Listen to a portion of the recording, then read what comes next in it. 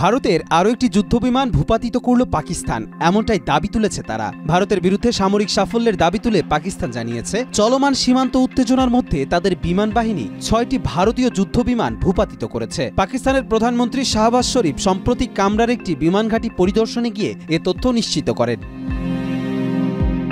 শরীফ জানান, 6 ও 7 মে রাতের সংঘাতে পাকিস্তান যে 6ষ্ঠ ভারতীয় যুদ্ধবিমানটি গুলি করে নামিয়েছে তা দেশটির বিমান বাহিনীর দক্ষতা ও প্রস্তুতির প্রমাণ। বিধ্বস্ত বিমানের মধ্যে 3টি রাফায়েল, একটি সুখোই Su-30, একটি MiG-29 ও একটি মিরাজ 2000 রয়েছে। পাকিস্তান আরও দাবি করেছে, ভারতীয় ড্রোন অভিযানের জবাবে তারা এখন পর্যন্ত 85টি ড্রোন ধ্বংস করেছে, যার মধ্যে রয়েছে ইসরায়েল নির্মিত হেরেন UAV ও 84টি নজরদারি কোয়াডকপ্টার।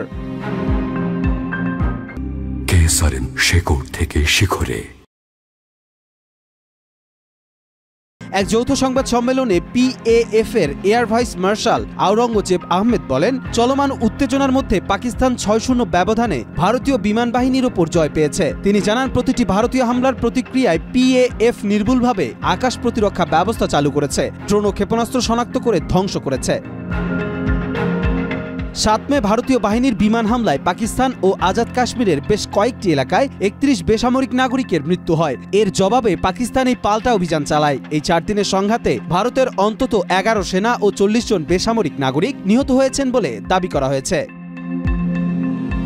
কবির চৌধুরী, মাই টিভি।